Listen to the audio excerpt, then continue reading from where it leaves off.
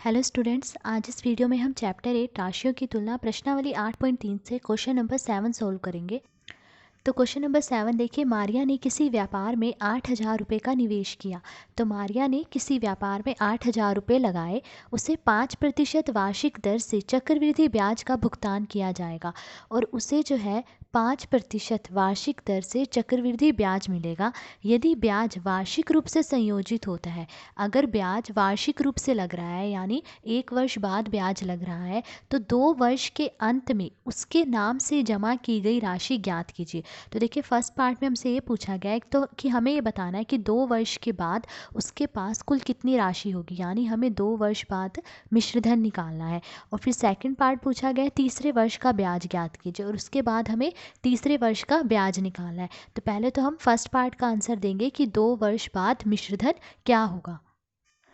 तो देखिए, मूलधन क्या दिया गया है, मूलधन दिया गया है 8,000 रुपये। दर क्या दी गई है, जिसके साथ प्रतिशत लगाओ वो दर होती है, दर दी गई है 5% वार्षिक। और समय, समय कितना है 2 वर्ष। देखिए, हमें 2 वर्ष बाद का मिश्रधन बताना है ना, तो समय हुआ 2 वर्ष। तो अब हमें 2 वर्ष बाद मिश्रधन निकालना है। तो मिश्रधन निकालने का फॉर्मूला क्या है, मूलधन गुणा ब्रैकेट में 1 जमा दर बटे 100 की घात समय। तो देखिए, मूलधन कितना दिया गया है 8,000, तो हम यहाँ लिख लेंगे 8,000 गुणा ब्रैकेट में 1 जमा दर, देखिए दर कितनी दी गई है 5% वार्षिक, तो दर दी गई है 5% बटे में 100। और समय, समय कितना दिया गया है 2 वर्ष, तो हम यहाँ लिख लेंगे 2।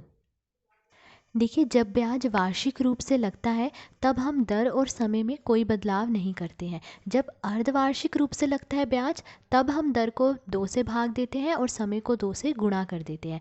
पर इसमें जो है ब्याज वार्षिक रूप से लग रहा है तो दर 5% ही रहेगी और समय 2 वर्ष है। अब देखिए, ये दोनों 5 से कट रहे हैं, 5 एकम 5, 5 दूनी 10, 0। फिर 8,000 गुणा ब्रैकेट में 1 जमा 1 बटे 20 की घात 2।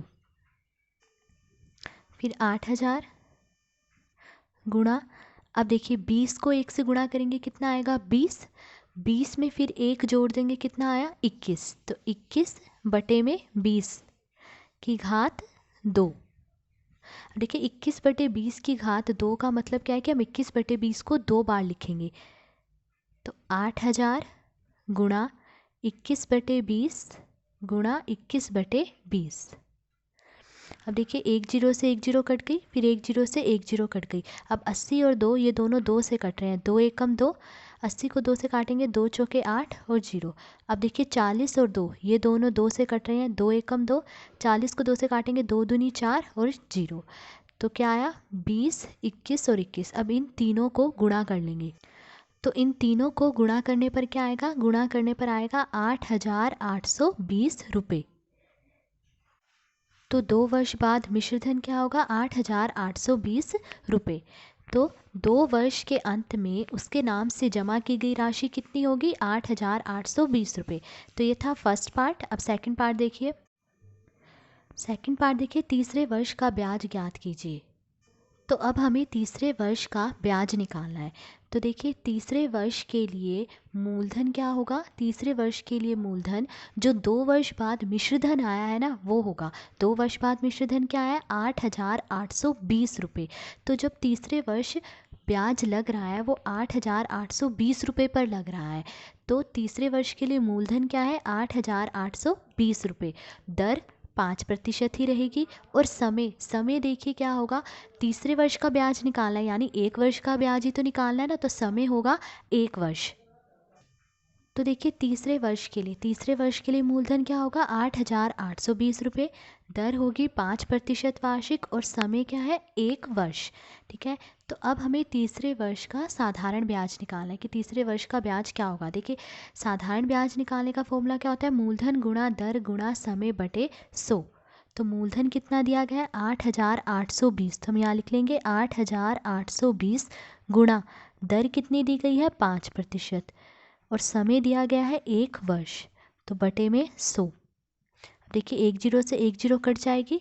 अब 5 और 10, ये दोनों 5 से कट रहे हैं, 5 एकम 5, 5 दूनी 10। अब देखिए 882 और 2, ये दोनों 2 से कट रहे हैं, 2 एकम 2, 882 को 2 से काटेंगे, 2 चौके 8, 2 चौके 8, 2 एकम 2, तो क्या आ रहा है 441। 441 गुणा 1 क्या आएगा, 441 ही आएगा ना। तो तीसरे वर्ष का ब्याज क्या है, 441 रुपये। तो तीसरे वर्ष जो ब्याज लग रहा है वो कितना लग रहा है, 441 रुपये लग रहा है। तो ये था क्वेश्चन नंबर 7। आज इस वीडियो में हमने क्वेश्चन नंबर 7 सोल्व करा। अगर आपको वीडियो पसंद आई हो तो please like, share and subscribe. Thank you.